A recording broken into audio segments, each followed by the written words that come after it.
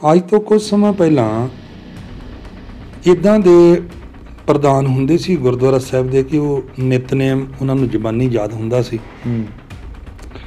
ਉਹ ਆਪ ਗੁਰੂ ਗ੍ਰੰਥ ਸਾਹਿਬ ਦੀ ਹਜ਼ੂਰੀ ਵਿੱਚ ਪਹੁੰਚ ਕੇ ਚੌਰ ਕਰਦੇ ਮੈਂ ਦੇਖੇ। ਬਿਲਕੁਲ।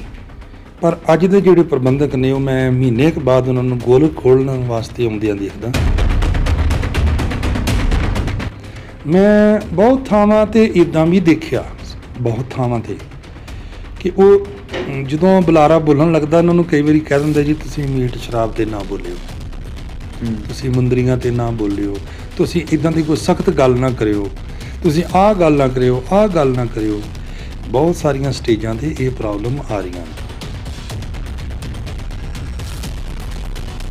ਤੁਸੀਂ ਦੇਖਦੇ ਹੋ ਦਿਨ ਬ ਦਿਨ ਗੁਰੂ ਕੀਆਂ ਸੰਗਤਾਂ ਗੁਰਦੁਆਰਾ ਸਾਹਿਬ ਵਿੱਚੋਂ ਬਹੁਤ ਘੱਟ ਰਹੀਆਂ ਹਨ। ਬਿਲਕੁਲ।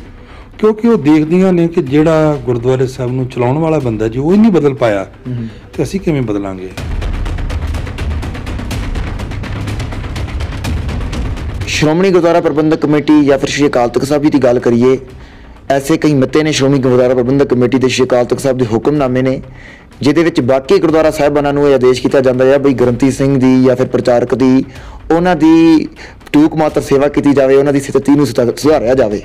ਤੇ ਜੇਕਰ ਸ਼੍ਰੋਮਣੀ ਗੁਰਦੁਆਰਾ ਪ੍ਰਬੰਧਕ ਕਮੇਟੀ ਸ਼੍ਰੀ ਦਰਬਾਰ ਸਾਹਿਬ ਜੀ ਦੇ ਇਤਨੇ ਸੀਨੀਅਰ ਰਾਗੀ ਨੂੰ ਉਹਨਾਂ ਨਾਲ ਇਹ ਕਰ ਸਕਦੀ ਹੈ, ਬਾਕੀਆਂ ਦਾ ਕੀ ਹਾਲ ਹੋਵੇਗੀ? ਤੁਹਾਨੂੰ ਨਹੀਂ ਲੱਗਦਾ ਕਿ ਸ਼੍ਰੋਮਣੀ ਕਮੇਟੀ ਇੱਕ ਦੋਗਲੀ ਨੀਤੀ ਅਪਣਾ ਰਹੀ ਹੈ?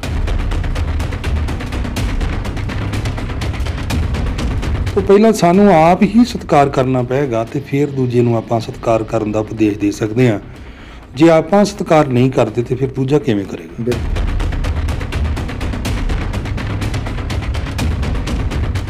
ਇਸ ਸਿਸਟਮ ਦੇ ਕਰਕੇ ਜਿਵੇਂ ਆਪਾਂ ਸ਼੍ਰੋਮਣੀ ਕਮੇਟੀ ਦੀ ਗੱਲ ਕਰੀਏ ਜਾਂ ਫਿਰ ਪੰਥਕ ਜਥੇਬੰਦੀਆਂ ਦੇ ਪੰਥ ਪ੍ਰਤੀ ਜੋ ਰੋਲ ਹੋਣਾ ਸੀ ਉਹਦੇ ਕਰਕੇ ਗੱਲ ਕਰੀਏ ਤਾਂ ਅਸੀਂ ਇਹ ਗੱਲ ਕਹਿਣ ਦੇ ਵਿੱਚ ਕਦੇ ਹਰਜ ਨਹੀਂ ਕਰਦੇ ਹਾਂ ਕਿ ਬਈ ਸਾਡਾ ਨੌਜਵਾਨ ਅੱਜ ਪੰਥ ਦੇ ਸਿਸਟਮ ਤੋਂ ਨਿਜ਼ਾਮ ਤੋਂ ਦੂਰੀ ਬਣਾ ਰੱਖ ਰਿਹਾ ਆ। ਉਹਦਾ ਕਾਰਨ ਤੁਹਾਨੂੰ ਲੱਗਦਾ ਹੈ ਕਿ ਇਹ ਸਿਸਟਮ ਦੇ ਕਰਕੇ ਹੋ ਰਿਹਾ ਆ?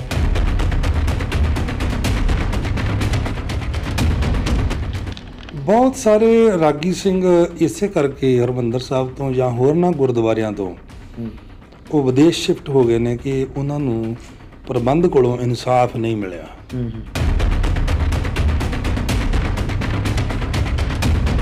ਜੇ ਮਤਲਬ ਕੋਈ ਮੈਨੇਜਰ ਕਿਸੇ ਦੀ ਤਨਖਾਹ 50,000 ਹੋ ਸਕਦੀ ਹੈ ਤੇ ਫਿਰ ਰਾਗੀ ਦੀ ਵੀ ਹੋਣੀ ਚਾਹੀਦੀ ਹੈ। ਮੈਂ ਇਹ ਕਹਿ ਰਿਹਾ। ਨਾਲ ਦੂਜੀ ਗੱਲ ਤੁਸੀਂ ਹੁਣੇ ਗੱਲ ਕਹੀ ਸੀ ਪ੍ਰਚਾਰ ਦੀ, ਦੂਜੇ ਧਰਮ ਦੀ। ਦੂਜਾ ਧਰਮ ਦਾ ਪ੍ਰਚਾਰ ਕਿਉਂ ਹੋ ਰਿਹਾ? ਕਿਉਂਕਿ ਉਹ ਪੜ੍ਹਾਈ ਫ੍ਰੀ ਕਰੀ ਜਾ ਰਹੇ ਨੇ ਤੇ ਲੋਕ ਉਹਨਾਂ ਵੱਲ ਖਿੱਚੇ ਤੁਰੇ ਜਾ ਰਹੇ ਨੇ। ਮੈਂ ਕਹਿੰਦਾ ਸਾਡੇ ਕੌਮ ਦੇ ਵਿੱਚ ਜੇ ਕਿਤੇ ਅਸੀਂ ਗੁਰਮਤ ਵਿੱਚ ਲੱਗੇ ਹੋਏ ਪ੍ਰਚਾਰਕਾਂ ਦੇ ਬੱਚਿਆਂ ਨੂੰ ਫ੍ਰੀ ਪੜ੍ਹਾ ਦਿੰਦੇ ਤੇ ਇੱਕ ਤਾਂ ਵੱਧ ਤੋਂ ਵੱਧ ਪ੍ਰਚਾਰਕ ਬਣਦੇ, ਦੂਜਾ ਕੋਈ ਵੀ ਸਿੱਖੀ ਛੱਡ ਕੇ ਕਿਸੇ ਬੰਨੇ ਨਾ ਜਾਂਦਾ।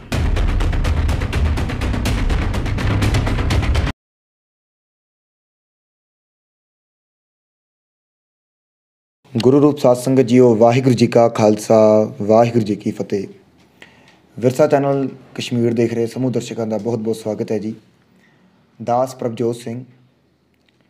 ਸਾਧ ਸੰਗਤ ਜੀ ਕਹਿੰਦੇ ਨੇ ਕਿ ਜੇਕਰ ਕਿਸੇ ਮਕਾਨ ਦੀ ਬੇਸ ਸਟਰੋਂਗ ਹੋਵੇ ਤਾਂ ਮਕਾਨ ਹਮੇਸ਼ਾ ਹੀ ਉਸ ਤਰ੍ਹਾਂ ਹੀ ਰਹੇਗਾ, ਪਰ ਜਿਸ ਮਕਾਨ ਦੀ ਬੇਸ ਕਮਜ਼ੋਰ ਹੋਵੇ ਤਾਂ ਕੁਝ ਕੁ ਸਾਲਾਂ ਦੇ ਵਿੱਚ ਉਹ ਮਕਾਨ ਵੀ ਗਿਰਨਾ ਜਾਂ ਹਿੱਲਣਾ ਡੁੱਲਣਾ ਸ਼ੁਰੂ ਹੋ ਜਾਂਦਾ ਹੈ। ਜੇਕਰ ਅੱਜ ਸਿੱਖ ਕੌਮ ਦੀ ਸਥਿਤੀ ਵੇਖੀਏ ਤਾਂ ਸਾਡੀ ਸਥਿਤੀ ਵੀ ਕੁਝ ਐਸੀ ਹੀ ਹੋ ਗਈ ਹੈ, ਕਿਉਂਕਿ ਸਾਡੀ ਅਗਵਾਈ ਕਰਨ ਵਾਲੇ, ਸਾਡਾ ਬੇਸ, ਸਾਡਾ ਸਿਸਟਮ ਉਹ ਇੱਕਦਮ ਰਾਜਨੀਤਿਕ ਧਿਰਾਂ ਦੇ ਹੱਥ ਦੇ ਵਿੱਚ ਅਤੇ ਨਾਲ ਦੇ ਨਾਲ ਉਹ ਸਿਸਟਮ ਦੇ ਵਿੱਚ ਇਤਨੀਆਂ ਤਰੁੱਟੀਆਂ ਆ ਚੁੱਕੀਆਂ ਨੇ ਕਿ ਅੱਗੇ ਕਰਮ ਕਰਨ ਵਾਲੇ ਹੋਰ ਨੌਜਵਾਨ ਪ੍ਰਚਾਰਕ ਕੀਰਤਨੀ ਉਹਨਾਂ ਨਾਲ ਕਾਫੀ ਵੇਰ ਵਿਤਕਰਾ ਅਤੇ ਪੰਥ ਦੀ ਹੋਰ ਮਸਲਿਆਂ ਨੂੰ ਅੱਖੀਓਂ ਓਹਲੇ ਕਰ ਦਿੱਤਾ ਜਾਂਦਾ ਹੈ। ਉਹ ਕਿਉਂ ਹੈ, ਉਸ ਬਾਰੇ ਆਪਾਂ ਅੱਜ ਵਿਚਾਰ ਕਰਨੀ ਹੈ। ਅਤੇ ਅੱਜ ਦੇ ਇਸ ਵਿਸ਼ੇਸ਼ ਪ੍ਰੋਗਰਾਮ ਦੇ ਵਿੱਚ ਸਾਡੇ ਕੋਲ ਵਿਸ਼ੇਸ਼ ਤੌਰ 'ਤੇ ਇੱਥੇ ਹਾਜ਼ਰ ਨੇ ਸ਼੍ਰੀ ਦਰਬਾਰ ਸਾਹਿਬ, ਸ਼੍ਰੀ ਅੰਮ੍ਰਿਤਸਰ ਸਾਹਿਬ ਜੀ ਦੇ ਗੁਰੂ ਰਾਮਦਾਸ ਪਾਤਸ਼ਾਹ ਜੀ ਦੇ ਘਰ ਦੇ ਕੀਰਤਨੀਏ, ਹਜ਼ੂਰੀ ਰਾਗੀ ਸ਼੍ਰੀ ਦਰਬਾਰ ਸਾਹਿਬ ਅੰਮ੍ਰਿਤਸਰ ਭਾਈ ਗੁਰਦੇਵ ਸਿੰਘ ਜੀ ਕੁਹਾੜਕਾ ਜੀ, ਜੋ ਕਿ ਸਾਡੇ ਨਾਲ ਇੱਥੇ ਇਸ ਵਕਤ ਮੌਜੂਦ ਨੇ। ਸਭ ਤੋਂ ਪਹਿਲਾਂ ਆਓ ਭਾਈ ਸਾਹਿਬ ਜੀ ਦਾ ਜੀ ਆਇਆਂ ਨੂੰ ਕਰਦੇ ਹਾਂ ਭਾਈ ਸਾਹਿਬ ਜੀ, ਵਾਹਿਗੁਰੂ ਜੀ ਕਾ ਖਾਲਸਾ, ਵਾਹਿਗੁਰੂ ਜੀ ਕੀ ਵਾਹਿਗੁਰੂ ਜੀ ਕੀ ਫਤਿਹ ਜੀ।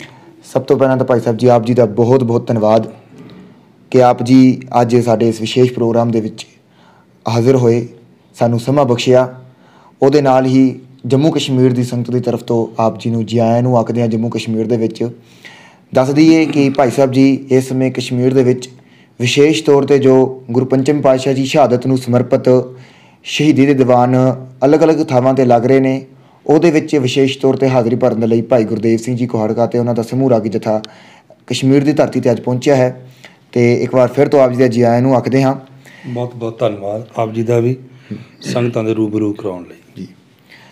ਸੋ ਭਾਈ ਸਾਹਿਬ ਜੀ, ਆਪ ਜੀ ਸ਼੍ਰੀ ਦਰਬਾਰ ਸਾਹਿਬ ਸ਼੍ਰੀ ਅੰਮ੍ਰਿਤਸਰ ਸਾਹਿਬ ਤੋਂ ਜੇਕਰ ਆਪਣੀ ਗੱਲ ਹੀ ਮੈਂ ਕਰਾਂ ਤਾਂ ਜਿੰਨੀ ਕੁ ਮੇਰੀ ਉਮਰ ਹੈਗੀ ਹੈ, ਮੈਂ ਛੋਟਿਆਂ ਤੋਂ ਹੀ ਆਪ ਜੀ ਨੂੰ ਸ਼੍ਰੀ ਦਰਬਾਰ ਸਾਹਿਬ ਸ਼੍ਰੀ ਅੰਮ੍ਰਿਤਸਰ ਸਾਹਿਬ ਦੇ ਵਿੱਚ ਵੇਖਦਾ ਆ ਰਿਹਾ ਹਾਂ, ਜਿੱਥੇ ਆਪ ਜੀ ਬੜੇ ਹੀ ਰਸਮੀਲੇ ਤਰੀਕੇ ਦੇ ਨਾਲ ਗੁਰੂ ਸੰਗਤਾਂ ਨੂੰ ਗੁਰਜਤ ਸਰਵਣ ਕਰਵਾਉਂਦੇ ਹੋ ਜੀ। ਅਤੇ ਉਹਦੇ ਨਾਲ ਹੀ ਆਪ ਜੀ ਨੇ ਪਿਛਲੇ ਕਾਫੀ ਸਮੇਂ ਤੋਂ ਪੰਥਕ ਹਲਕਿਆਂ ਬਾਰੇ, ਪੰਥਕ ਮਸਲਿਆਂ ਬਾਰੇ, ਭਾਵੇਂ ਉਹ ਗੁਰੂ ਘਰ ਦੇ ਰਾਗੀ ਸਿੰਘਾਂ ਦਾ ਮਸਲਾ ਹੋਵੇ, ਗੁਰੂ ਘਰ ਦੇ ਪ੍ਰਚਾਰਕਾਂ ਦਾ ਮਸਲਾ ਹੋਵੇ, ਗ੍ਰੰਥੀ ਸਿੰਘਾਂ ਦਾ ਮਸਲਾ ਹੋਵੇ ਜਾਂ ਪੰਥ ਦੇ ਹੋਰ ਮਸਲੇ ਹੋਵਣ, ਉਹਨਾਂ ਵਿੱਚ ਵੀ ਆਪ ਜੀ ਨੇ ਇੱਕ ਅਹਿਮ ਭੂਮਿਕਾ ਨਿਭਾਈ ਹੈ, ਇੱਕ ਅਹਿਮ ਰੋਲ ਨਿਭਾਇਆ ਹੈ। ਅਤੇ ਉਹਦੇ ਕਰਕੇ ਕਾਫੀ ਵਾਰ ਆਪ ਜੀ ਨੂੰ ਕਾਫੀ ਕ੍ਰਿਟਿਸਿਜ਼ਮ ਨੂੰ ਵੀ ਫੇਸ ਕਰਨਾ ਪਿਆ ਹੈ। ਤਾਂ ਸਭ ਤੋਂ ਪਹਿਲਾਂ ਆਪ ਜੀ ਇਸ ਸਮੇਂ ਜਿਹੜੀ ਆਪਾਂ ਗੱਲ ਕੀਤੀ ਹੈ ਭੂਮਿਕਾ ਦੇ ਵਿੱਚ ਕਿ ਸਾਡਾ ਨਿਜ਼ਾਮ ਯਾਨੀ ਕਿ ਗੁਰਦੁਆਰਾ ਪ੍ਰਬੰਧ, ਜੋ ਕਿ ਗੁਰਦੁਆਰਾ ਪ੍ਰਬੰਧ ਜਿਸ ਨਿਜ਼ਾਮ ਦੇ ਨਾਲ ਅਸੀਂ ਆਪਣੀਆਂ ਸ਼ਹਾਦਤਾਂ ਦਿੱਤੀਆਂ ਨੇ, ਜਿਸ ਨਿਜ਼ਾਮ ਦੇ ਨਾਲ ਸਾਡਾ ਬਹੁਤ ਹੀ ਅਣਮੁੱਲਾ ਇਤਿਹਾਸ ਜੁੜਿਆ ਪਿਆ ਹੈ, ਉਸ ਪ੍ਰਬੰਧ ਦੇ ਵਿੱਚ ਅੱਜ ਕਿਹੋ ਜਿਹੀਆਂ ਤਰੁੱਟੀਆਂ ਵਿਚਰ ਆਈਆਂ ਨੇ? ਕਿਉਂਕਿ ਤੁਸੀਂ ਆਪ ਕਾਫੀ ਵਾਰ ਇਸ ਪ੍ਰਬੰਧ ਦੇ ਵਿੱਚ ਵਿਚਰੇ ਹੋ, ਤੁਹਾਨੂੰ ਇਸ ਪ੍ਰਬੰਧ ਦਾ ਪੂਰਾ ਐਕਸਪੀਰੀਅੰਸ ਹੈਗਾ ਆ ਅਤੇ ਤੁਸੀਂ ਇਸ ਪ੍ਰਬੰਧ ਨੂੰ ਪੂਰੇ ਤਰੀਕੇ ਨਾਲ ਘੋਖਿਆ ਵਾ। ਹੁਣ ਕੀ ਇਹਦੇ ਵਿੱਚ ਤਰੁੱਟੀਆਂ ਆ ਰਹੀਆਂ ਨੇ, ਕਿਉਂ ਆ ਰਹੀਆਂ ਨੇ ਅਤੇ ਕੀ ਨੁਕਸਾਨ ਹੈ ਇਹਦਾ ਜੀ? ਪਹਿਲਾਂ ਤਾਂ ਸਾਰੀ ਸੰਗਤ ਨੂੰ ਵੀ ਵਾਹਿਗੁਰੂ ਜੀ ਕਾ ਖਾਲਸਾ, ਵਾਹਿਗੁਰੂ ਜੀ ਕੀ ਫਤਿਹ। ਮੈਨੂੰ ਇਸ ਤਰ੍ਹਾਂ ਲੱਗਦਾ ਜੀ ਕਿ ਜਿਵੇਂ ਗੁਰਦੁਆਰਾ ਪ੍ਰਬੰਧ ਜਿਹੜਾ ਹੈ, ਜਿੰਨਾ ਵੀ ਗੁਰਮੁਖਾਂ ਦੇ ਹੱਥ ਵਿੱਚ ਹੋਣਾ ਚਾਹੀਦਾ ਹੈ, ਉਹ ਖੁਦ ਗੁਰਮਤਿ ਤੋਂ ਜਾਣੂ ਹੋਣੇ ਚਾਹੀਦੇ ਨੇ। ਬਿਲਕੁਲ। ਜੇਕਰ ਉਹ ਪ੍ਰਬੰਧਕ ਖੁਦ ਗੁਰਮਤਿ ਦੇ ਜਾਣਕਾਰ ਹੋਣਗੇ ਤਾਂ ਜਦੋਂ ਉਹ ਸੰਗਤ ਵਿੱਚ ਬੁਲਾਰੇ ਨੂੰ ਬੁਲਾਉਣਗੇ ਤਾਂ ਉਹ ਬਹੁਤ ਤਾਤ ਵਿੱਚ ਇਹ ਗੱਲ ਜਾਣਦੇ ਹੋਣਗੇ ਕਿ ਅਸੀਂ ਇਹਨਾਂ ਕੋਲੋਂ ਕੀ ਸੁਣਨਾ ਹੈ। ਜਦੋਂ ਪ੍ਰਬੰਧਕ ਜਿਹੜਾ ਹੈ ਉਹ ਡੰਗ ਟਪਾਊ ਹੋ ਜਾਏਗਾ, ਉਹ ਇਹ ਗੱਲ ਦੀ ਸਮਝ ਨਹੀਂ ਰੱਖਦਾ ਹੋਊਗਾ, ਤਾਂ ਉਦੋਂ ਬੁਲਾਰਾ ਕੁਛ ਵੀ ਬੋਲ ਜਾਏ ਉਹਨੂੰ ਪਤਾ ਵੀ ਨਹੀਂ ਚੱਲੂਗਾ।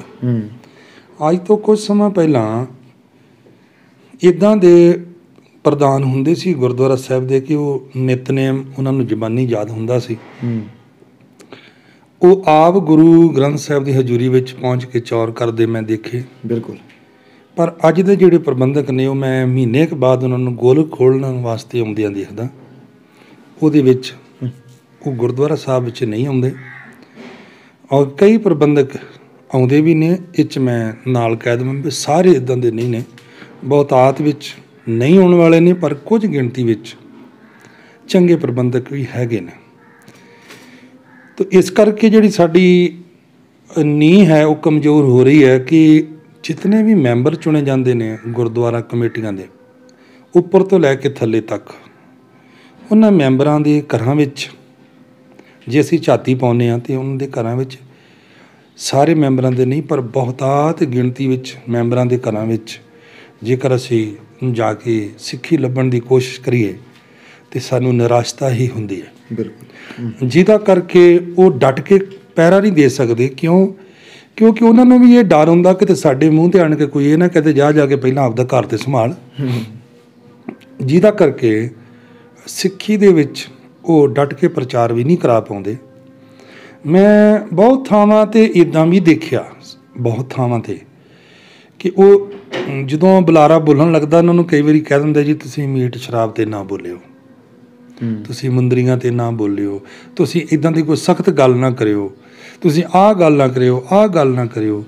ਬਹੁਤ ਸਾਰੀਆਂ ਸਟੇਜਾਂ 'ਤੇ ਇਹ ਪ੍ਰੋਬਲਮ ਆ ਰਹੀਆਂ ਨੇ। ਸਾਡਾ ਕਿਸੇ ਨਾਲ ਵਿਰੋਧ ਨਹੀਂ ਹੈ, ਅਸੀਂ ਸਮੁੱਚੀ ਗੱਲ ਕਰਦੇ ਹਾਂ ਕਿ ਇਹ ਕਾਰਨ ਸਾਡੇ ਡਾਊਨਫਾਲ ਦੇ ਬਣੇ ਹੁਣ ਤੱਕ। ਜੇਕਰ ਆਉਣ ਵਾਲੇ ਸਮੇਂ ਵਿੱਚ ਚੰਗੇ ਪ੍ਰਬੰਧਕ ਚੁਣੇ ਜਾਣ, ਜਿਹੜੇ ਗੁਰਮਤਿ ਨਾਲ ਲਬਰੇਜ਼ ਹੋਣ, ਖੁਦ ਵੀ ਨਿਤਨੇਮੀ ਹੋਣ, ਖੁਦ ਜਾਣਕਾਰੀ ਰੱਖਦੇ ਹੋਣ, ਅਤੇ ਆਉਣ ਵਾਲਾ ਭਵਿੱਖ ਚੰਗਾ ਹੋ ਸਕਦਾ। ਨਹੀਂ ਤੇ ਤੁਸੀਂ ਦੇਖਦੇ ਹੋ ਦਿਨ ਬਾ ਦਿਨ ਗੁਰੂ ਕੀਆਂ ਸੰਗਤਾਂ ਗੁਰਦੁਆਰਾ ਸਾਹਿਬ ਵਿੱਚੋਂ ਬਹੁਤ ਘੱਟ ਰਹੀਆਂ ਹਨ। ਬਿਲਕੁਲ, ਕਿਉਂਕਿ ਉਹ ਦੇਖਦੀਆਂ ਨੇ ਕਿ ਜਿਹੜਾ ਗੁਰਦੁਆਰੇ ਸਾਹਿਬ ਨੂੰ ਚਲਾਉਣ ਵਾਲਾ ਬੰਦਾ ਜੀ ਉਹ ਹੀ ਨਹੀਂ ਬਦਲ ਪਾਇਆ ਤੇ ਅਸੀਂ ਕਿਵੇਂ ਬਦਲਾਂਗੇ। ਤੇ ਇਹ ਕਾਰਨ ਮੈਨੂੰ ਲੱਗਦਾ ਜੀ। ਸੋ ਤੁਸੀਂ ਗੁਰਦੁਆਰਾ ਪ੍ਰਬੰਧ ਦੀ ਬਾਰੇ ਗੱਲ ਕੀਤੀ ਆ ਕਿ ਬਈ ਪ੍ਰਬੰਧਕਾਂ ਦੇ ਆਪਣੇ ਇਸ ਬਾਰੇ ਗੱਲ ਕੀਤੀ ਹੈ ਕਿ ਕਿਹੋ ਜਿਹਾ ਪ੍ਰਬੰਧਕ ਹੋਣਾ ਚਾਹੀਦਾ ਆ, ਪਹਿਲਾਂ ਕਿਹੋ ਜਿਹੇ ਤੇ ਅੱਜ ਕਿਹੋ ਜਿਹਾ ਨਿਜ਼ਾਮ ਸਾਡੇ ਕੋਲ ਬਣ ਗਿਆ ਜੀ।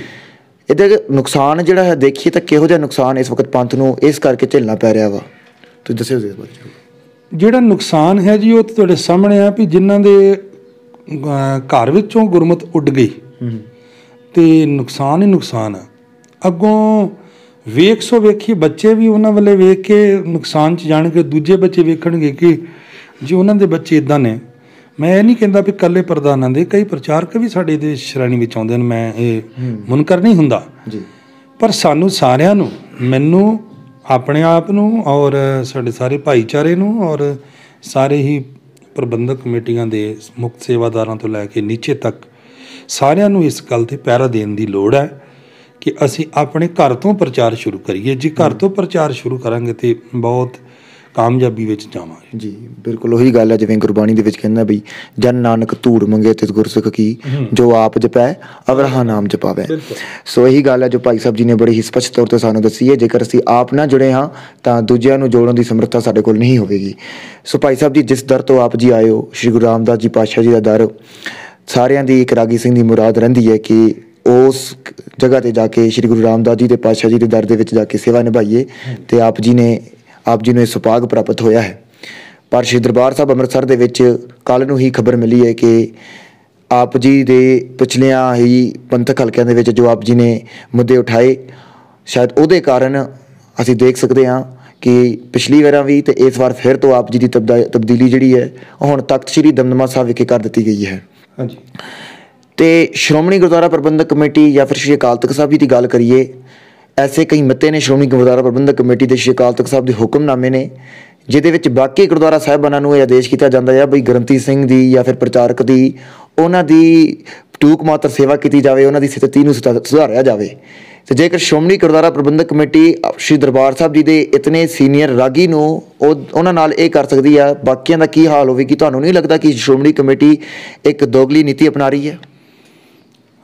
ਬਿਲਕੁਲ, ਤੁਸੀਂ ਠੀਕ ਕਹਿ ਰਹੇ ਹੋ। ਜੇਕਰ ਅਸੀਂ ਆਪ ਨਹੀਂ ਕਿਸੇ ਦਾ ਸਤਿਕਾਰ ਕਰਾਂਗੇ ਤੇ ਦੂਜੇ ਨੂੰ ਉਪਦੇਸ਼ ਨਹੀਂ ਕਰ ਸਕਦੇ। ਸਾਡੇ ਤੰਤੀ ਸਾਜ਼ਾਂ ਵਾਲੇ ਵੀਰਾਂ ਨੇ ਵੀ ਹੁਣ ਵੀਡੀਓ ਪਾਈਆਂ ਕਿ ਜੋ ਇਸ ਵਕਤ ਬੜਾ ਵੱਡਾ ਪ੍ਰਚਾਰ ਹੋ ਰਿਹਾ ਜੀ ਤੰਤੀ ਸਾਜ਼ ਤਾਂ ਉਹ ਕਹਿੰਦੇ ਜੀ ਅਸੀਂ 10 ਸਾਲ ਤੋਂ ਤੰਤੀ ਸਾਜ਼ ਸਿੱਖਿਆ, ਪਹਿਲਾਂ 10 ਸਾਲ 8 ਸਾਲ ਆ ਕੇ ਅਸੀਂ ਹਰਿਮੰਦਰ ਸਾਹਿਬ ਫਰੀ ਵਜਾਇਆ ਅਤੇ ਬਾਅਦ ਵਿੱਚ ਜਦੋਂ ਉਹਨਾਂ ਦੀ ਸੇਵਾ ਲੱਗੀ ਤਾਂ ਉਹ 250 ਰੁਪਈਆ ਪਰ ਡੇ ਦੀ ਲੱਗੀ, ਡੇਲੀ ਬੇਸ ਤੋਂ। ਪਹਿਲਾਂ ਸਾਨੂੰ ਆਪ ਹੀ ਸਤਿਕਾਰ ਕਰਨਾ ਪਏਗਾ ਅਤੇ ਫਿਰ ਦੂਜੇ ਨੂੰ ਆਪਾਂ ਸਤਿਕਾਰ ਕਰਨ ਦਾ ਉਪਦੇਸ਼ ਦੇ ਸਕਦੇ ਹਾਂ। ਜੇ ਆਪਾਂ ਸਤਿਕਾਰ ਨਹੀਂ ਕਰਦੇ ਤਾਂ ਫਿਰ ਦੂਜਾ ਕਿਵੇਂ ਕਰੇਗਾ? ਬਿਲਕੁਲ ਜੀ ਜੀ। ਇਸ ਸਿਸਟਮ ਦੇ ਕਰਕੇ ਜਿਵੇਂ ਆਪਾਂ ਸ਼੍ਰੋਮਣੀ ਕਮੇਟੀ ਦੀ ਗੱਲ ਕਰੀਏ ਜਾਂ ਫਿਰ ਪੰਥਕ ਜਥੇਬੰਦੀਆਂ ਦੇ ਪੰਥ ਪ੍ਰਤੀ ਜੋ ਰੋਲ ਹੋਣਾ ਸੀ ਉਹਦੇ ਕਰਕੇ ਗੱਲ ਕਰੀਏ ਤਾਂ ਅਸੀਂ ਇਹ ਗੱਲ ਕਹਿਣ ਦੇ ਵਿੱਚ ਕਦੇ ਹਰਜ ਨਹੀਂ ਕਰਦੇ ਹਾਂ ਕਿ ਬਈ ਸਾਡਾ ਨੌਜਵਾਨ ਅੱਜ ਪੰਥ ਦੇ ਸਿਸਟਮ ਤੋਂ, ਨਿਜ਼ਾਮ ਤੋਂ ਦੂਰੀ ਬਣਾ ਰੱਖ ਰਿਹਾ ਆ। ਉਹਦਾ ਕਾਰਨ ਤੁਹਾਨੂੰ ਲੱਗਦਾ ਹੈ ਕਿ ਇਹ ਸਿਸਟਮ ਦੇ ਕਰਕੇ ਹੋ ਰਿਹਾ ਆ?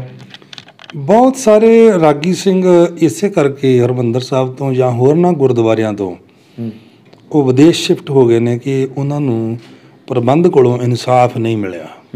ਜਿਵੇਂ ਅਸੀਂ ਵੀ ਅਕਾਲ ਤਖਤ ਸਾਹਿਬ 'ਤੇ ਚਿੱਠੀ ਲੈ ਕੇ ਗਏ ਹਾਂ, ਇੱਕ ਪੂਰਾ ਮਹੀਨਾ ਹੋ ਗਿਆ ਸਾਨੂੰ, ਅਤੇ ਅੱਜ ਤੱਕ ਸਾਡੀ ਵੀ ਚਿੱਠੀ 'ਤੇ ਗੌਰ ਨਹੀਂ ਹੋਇਆ। ਇੰਝ ਲੋਕਲ ਕਮੇਟੀਆਂ ਤੋਂ ਲੈ ਕੇ ਵੱਡੀਆਂ ਕਮੇਟੀਆਂ ਤੱਕ, ਚਾਹੇ ਸ਼੍ਰੋਮਣੀ ਕਮੇਟੀ ਹੈ, ਚਾਹੇ ਦਿੱਲੀ ਕਮੇਟੀ, ਚਾਹੇ ਹਜ਼ੂਰ ਸਾਹਿਬ, ਜਿਹੜੀਆਂ ਵੀ ਕਮੇਟੀਆਂ ਨੇ ਵੱਡੀਆਂ, ਉਹਨਾਂ ਦੇ ਵਿੱਚ ਵੀ ਜਿਹੜੇ ਰਹਿਣ ਵਾਲੇ ਰਾਗੀ ਸਿੰਘ ਜਾਂ ਪ੍ਰਚਾਰਕ ਹੈ ਜਾਂ ਗ੍ਰੰਥੀ ਹੈ ਜਾਂ ਸੇਵਾਦਾਰ ਹੈ, ਉਹਨਾਂ ਦੀ ਵੀ ਜਦੋਂ ਕੋਈ ਮੁਸ਼ਕਿਲ ਹੁੰਦੀ ਆ ਤਾਂ ਉਹਨਾਂ ਦੇ ਨਾਲ ਇਨਸਾਫ ਵਾਲਾ ਵਤੀਰਾ ਘੱਟ ਹੁੰਦਾ ਅਤੇ ਦਬਾਉਣ ਵਾਲਾ ਵਤੀਰਾ ਜ਼ਿਆਦਾ ਹੁੰਦਾ। ਇਸ ਕਰਕੇ ਫਰਕ ਤਾਂ ਹੈਗਾ।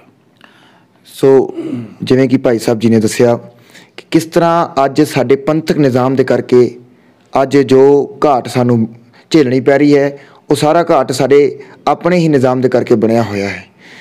ਅਸੀਂ ਵੀ ਪੰਜਾਬ ਦੇ ਵਿੱਚ ਜਾਂ ਫਿਰ ਜੰਮੂ ਕਸ਼ਮੀਰ ਦੇ ਵਿੱਚ ਵੀ ਆਪਾਂ ਵੇਖ ਲਈਏ, ਇੱਕ ਨਾ ਸਾਡੇ ਕੋਲ ਬਣਿਆ ਜਾ ਰਿਹਾ ਵੀ ਦੂਜੇ ਧਰਮਾਂ ਦਾ ਪ੍ਰਚਾਰ ਬੜਾ ਵੱਧ ਚੜ੍ਹ ਕੇ ਹੋ ਰਿਹਾ ਆ ਤੇ ਕਾਫੀ ਤੁਹਾਨੂੰ ਵੀ ਪਤਾ ਹੋਵੇਗਾ ਕਿ ਬਈ ਕਿਸ ਤਰ੍ਹਾਂ ਕ੍ਰਿਸਚੀਅਨ ਮਿਸ਼ਨਰੀਜ਼ ਦਾ ਪ੍ਰਚਾਰ ਜੋ ਹੈ ਚੱਲ ਰਿਹਾ ਹੈ। ਦੇਖੋ ਆਪਾਂ ਅਗਰ ਗੱਲ ਕਰੀਏ ਤੇ ਉਹਨਾਂ ਦੀ ਸਥਿਤੀ ਬਾਰੇ ਤਾਂ ਆਪਣੀ ਸਥਿਤੀ ਬਾਰੇ ਅਗਰ ਤੂਕ ਮਾਤਰ ਗੱਲ ਕਰਕੇ ਦੇਖੀਏ, ਸਾਨੂੰ ਵੀ ਇੱਕ ਬੰਦਾ ਮੈਨੂੰ ਪਰਸੋਂ ਕਹਿ ਰਿਹਾ ਸੀ ਕਿ ਇੱਕ ਰਾਗੀ ਸਿੰਘ ਦੀ ਤਨਖਾਹ ਜਿਹੜੀ 6000 ਰੁਪਏ ਸੀ ਦਰਬਾਰ ਸਾਹਿਬ ਇੱਥੇ ਇੱਕ ਗੁਰਦੁਆਰਾ ਸਾਹਿਬ ਦੇ ਵਿੱਚ, ਉਹਨੂੰ ਇੱਕ ਬੰਦੇ ਨੇ ਕਿਹਾ ਬਈ ਇੱਕ ਕੰਮ ਕਰ, ਤੂੰ ਗੁਰਦੁਆਰਾ ਛੱਡ ਦੇ ਤਾਂ ਤੈਨੂੰ ਅਸੀਂ ਇੱਥੇ ਚਰਚ ਦੇ ਵਿੱਚ ਲਗਾ ਲੈਂਦੇ ਹਾਂ। ਤੇ ਚਰਚ ਦੇ ਵਿੱਚ ਉਹਦੀ ਤਨਖਾਹ ਫਿਰ 1 ਲੱਖ ਰੁਪਇਆ ਹੋ ਗਈ। ਤੇ ਇਹ ਤੁਹਾਨੂੰ ਲੱਗਦਾ ਕਿ ਸਾਡੇ ਨਾਲ ਕਿੰਨਾ ਕੁ ਵੱਡਾ ਨੁਕਸਾਨ ਹੈਗਾ ਇਹਦੇ ਨਾਲ? ਮੈਂ ਐਂ ਤਾਂ ਨਹੀਂ ਕਹਿੰਦਾ ਕਿ ਤੁਸੀਂ 1 ਲੱਖ ਰੁਪਇਆ ਤਨਖਾਹ ਬਦਲੇ ਜਾਂ ਕੋਈ ਬੰਦਾ ਸਿੱਖੀ ਬਦਲ ਜੇ, ਮੈਂ ਇਹਦੇ ਖਿਲਾਫ ਹਾਂ। ਹਾਂਜੀ, ਸਿੱਖੀ ਜਿਹੜੀ ਆ ਉਹ ਬੜੀ ਮਹਿੰਗੀ ਮਿਲਦੀ ਆ। ਮਾਇਆ ਦੀ ਗੱਲ ਨਹੀਂ, ਸਤਿਕਾਰਤਾ ਜਿਹੜੀ ਹੈ ਉਹ ਯੋਗ ਜਿਹਨੂੰ ਤਨਖਾਹ ਕਹਿੰਦੇ ਆਪਾਂ ਵੀ 50,000 ਹੋਵੇ ਜਾਂ ਜਿੰਨੀ ਵੀ ਇੱਕ ਯੋਗਤਾ ਜੇ ਮਤਲਬ ਕੋਈ ਮੈਨੇਜਰ ਕਿਸੇ ਦੀ ਤਨਖਾਹ 50,000 ਹੋ ਸਕਦੀ ਹੈ ਤੇ ਫਿਰ ਰਾਗੀ ਦੀ ਵੀ ਹੋਣੀ ਚਾਹੀਦੀ ਹੈ। ਮੈਂ ਇਹ ਕਹਿ ਰਿਹਾ। ਨਾਲ ਦੂਜੀ ਗੱਲ, ਤੁਸੀਂ ਹੁਣੇ ਗੱਲ ਕਹੀ ਸੀ ਪ੍ਰਚਾਰ ਦੀ, ਦੂਜੇ ਧਰਮ ਦੀ। ਦੂਜਾ ਧਰਮ ਦਾ ਪ੍ਰਚਾਰ ਕਿਉਂ ਹੋ ਰਿਹਾ? ਕਿਉਂਕਿ ਉਹ ਪੜ੍ਹਾਈ ਫਰੀ ਕਰੀ ਜਾ ਰਹੇ ਨੇ ਤੇ ਲੋਕ ਉਹਨਾਂ ਵੱਲ ਖਿੱਚੇ ਤੁਰੇ ਜਾ ਰਹੇ ਨੇ। ਮੈਂ ਕਹਿੰਦਾ ਸਾਡੇ ਕੌਮ ਦੇ ਵਿੱਚ ਜੇ ਕਿਤੇ ਅਸੀਂ ਗੁਰਮਤ ਵਿੱਚ ਲੱਗੇ ਹੋਏ ਪ੍ਰਚਾਰਕਾਂ ਦੇ ਬੱਚਿਆਂ ਨੂੰ ਫਰੀ ਪੜ੍ਹਾ ਦਿੰਦੇ ਤੇ ਇੱਕ ਤਾਂ ਵੱਧ ਤੋਂ ਵੱਧ ਪ੍ਰਚਾਰਕ ਬਣਦੇ, ਦੂਜਾ ਕੋਈ ਵੀ ਸਿੱਖੀ ਛੱਡ ਕੇ ਕਿਸੇ ਬੰਨੇ ਨਾ ਜਾਂਦਾ। ਦੂਜੇ ਨੰਬਰ 'ਤੇ ਉਹ ਦਵਾਈ ਦੇ ਰਹੇ ਨੇ।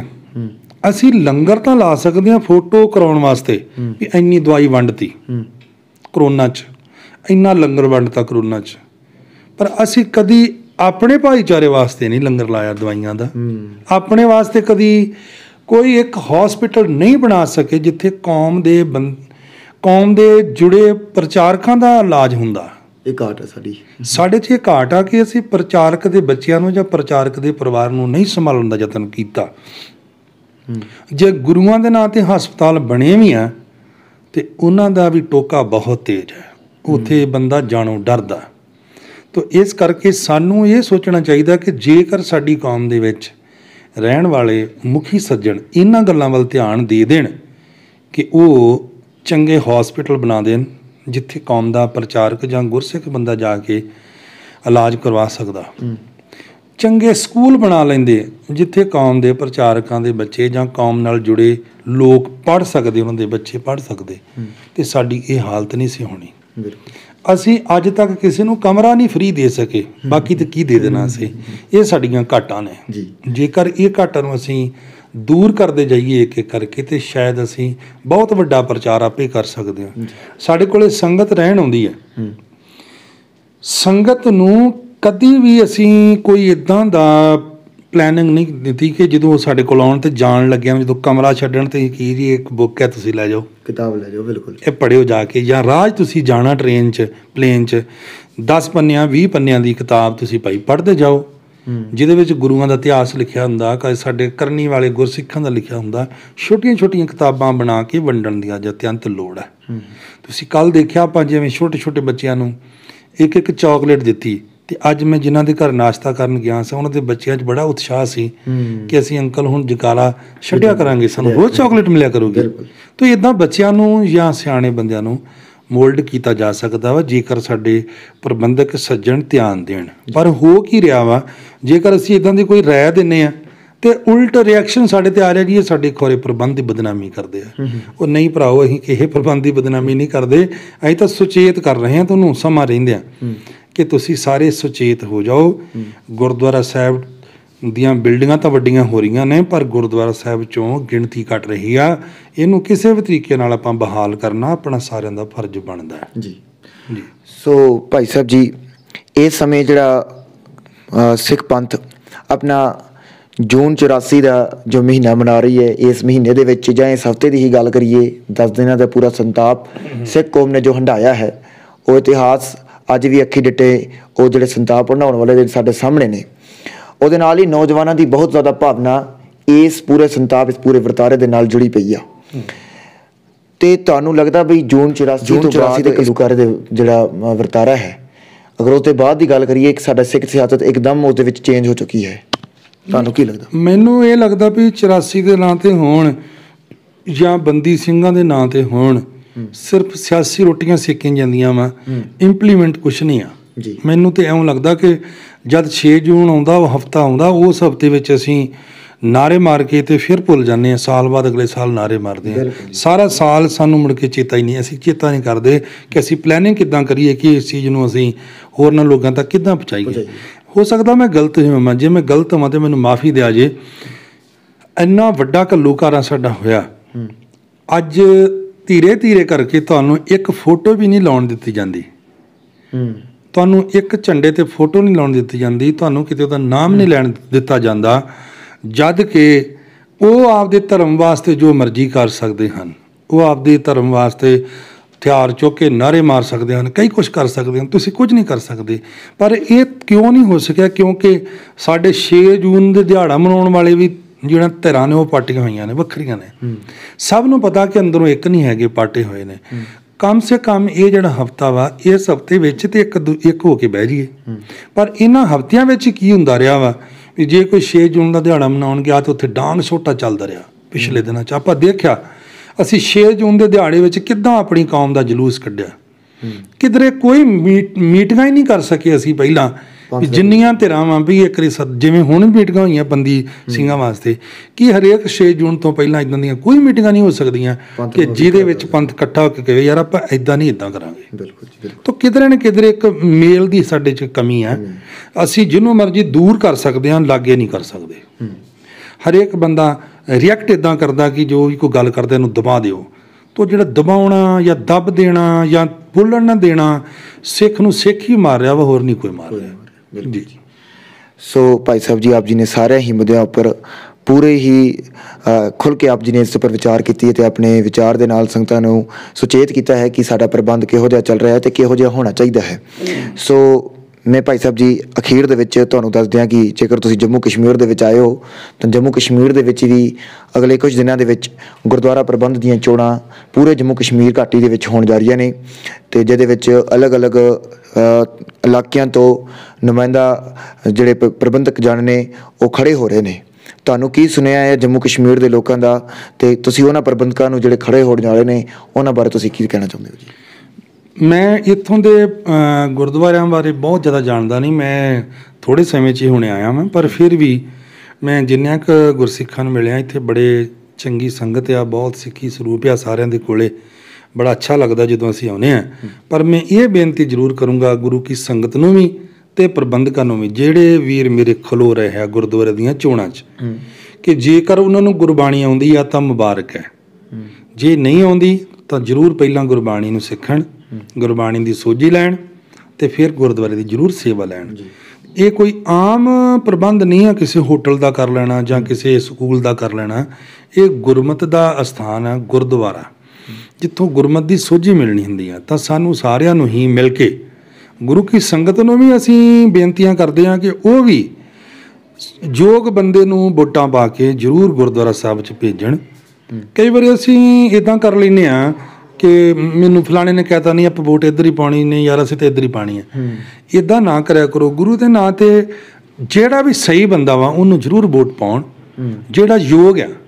ਜਿਹੜਾ ਅਯੋਗ ਬੰਦਾ ਉਹਨੂੰ ਹੱਥ ਜੋੜ ਕੇ ਬੇਨਤੀ ਕਰਦੇ ਨੇ ਕਿ ਤੇਰੇ 'ਚ ਇਹ ਕਮੀ ਸਾਨੂੰ ਲੱਗ ਰਹੀ ਹੈ, ਜੇਕਰ ਤੂੰ ਇਹ ਕਮੀ ਦੂਰ ਕਰ ਲਵੇਂ ਤਾਂ ਤੈਨੂੰ ਅਸੀਂ ਵੋਟ ਅਗਲੀ ਵਾਰ ਪਾਵਾਂਗੇ। ਤਾਂ ਘੱਟੋ ਘੱਟ ਉਹਨੂੰ ਅਸੀਂ ਦੱਸਾਂਗੇ ਅਤੇ ਉਹ ਬੰਦਾ ਉਹ ਕਮੀ ਦੂਰ ਕਰਕੇ ਅਗਲੀ ਵਾਰੀ ਖਲੋ ਜਾਏਗਾ। ਸੇਵਾ ਹੀ ਹੈ, ਅਗਲੀ ਵਾਰੀ ਕਰ ਲੈਣ। ਤਾਂ ਇਸ ਕਰਕੇ ਮੇਰੀ ਬੇਨਤੀ ਹੈ ਵੀ ਯੋਗ ਬੰਦਿਆਂ ਨੂੰ ਵੋਟਾਂ ਪਾ ਕੇ ਜਿਤਾਓ। ਔਰ ਵੈਸੇ ਮੈਂ ਇੱਕ ਹੋਰ ਬੇਨਤੀ ਨਾਲ ਕਰ ਦੇਵਾਂ, ਕਦੀ ਵੀ ਗੁਰਦੁਆਰੇ 'ਚ ਇਲੈਕਸ਼ਨ ਨਹੀਂ ਹੋਣੇ ਚਾਹੀਦੇ, ਸਿਲੈਕਸ਼ਨ ਹੀ ਹੋਣੀ ਚਾਹੀਦੀ ਹੈ। ਗੁਰੂ ਕੀ ਸੰਗਤ ਸਾਰੀ ਬੈਠੇ, ਸਾਰੀ ਸੰਗਤ ਦੀ ਜਿਸ ਬੰਦਿਆਂ 'ਤੇ ਸਹਿਮਤੀ ਬਣੇ ਉਹਨਾਂ ਨੂੰ ਗੁਰਦੁਆਰੇ ਸੇਵਾ ਮਿਲਣੀਆਂ ਚਾਹੀਦੀਆਂ।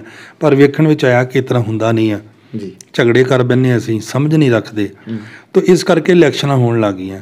ਪਰ ਇਲੈਕਸ਼ਨ ਗੁਰਦੁਆਰੇ ਦਾ ਮਸਲਾ ਹੱਲ ਨਹੀਂ ਕਰ ਸਕਦੀ, ਸਿਲੈਕਸ਼ਨ ਕਰ ਸਕਦੀ ਹੈ। ਕਿਉਂਕਿ ਗੁਰੂ ਨਾਨਕ ਸਾਹਿਬ ਜੀ ਨੇ ਇਲੈਕਸ਼ਨ ਕਰਨੀ ਹੁੰਦੀ ਤਾਂ ਫਿਰ ਉਹ ਬੜਾ ਕੁਝ ਹੋ ਜਾਂਦਾ। ਗੁਰੂ ਨਾਨਕ ਸਾਹਿਬ ਜੀ ਤੋਂ ਲੈ ਕੇ ਗੁਰੂਆਂ ਦੀ ਸਿਲੈਕਸ਼ਨ ਹੁੰਦੀ ਆਈ ਆ, ਇਲੈਕਸ਼ਨ ਨਹੀਂ ਹੁੰਦੀ ਆਈ। ਤਾਂ ਸਾਰੇ ਗੁਰਸਿੱਖ ਵੀਰਾਂ ਨੂੰ ਬੇਨਤੀ ਹੈ, ਸਾਰੇ ਜਾਗਰੂਕ ਹੋਈਏ।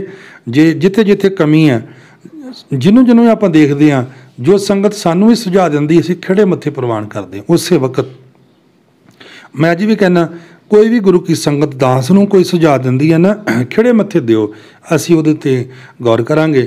ਤੇ ਜੇਕਰ ਅਸੀਂ ਕਿਸੇ ਨੂੰ ਬੇਨਤੀ ਕਰਦੇ ਹਾਂ ਕਿ ਗੁਰਸਿੱਖ ਵੀਰੋ, ਤੁਸੀਂ ਵੀ ਸਾਰੇ ਜਾਣੇ ਆਪਣੇ ਆਪਣੇ ਅੰਦਰ ਝਾਤੀ ਮਾਰ ਕੇ ਕੀ ਮੈਂ ਵਾਕਿਆ ਹੀ ਯੋਗ ਹਾਂ ਗੁਰਦੁਆਰਾ ਸਾਹਿਬ ਦੀ ਕਮੇਟੀ ਵਿੱਚ ਆਉਣ ਦੇ, ਜਾਂ ਮੈਨੂੰ ਸੇਵਾ ਲੈ ਲੈਣੀ ਚਾਹੀਦੀ ਹੈ, ਕਿ ਮੈਂ ਠੀਕ ਹਾਂ, ਆਪਣੇ ਆਪ ਨੂੰ ਆਪੇ ਸਵਾਲ ਪੁੱਛ ਕੇ ਤੁਸੀਂ ਜ਼ਰੂਰ ਖੜੇ ਹੋਇਆ ਕਰੋ।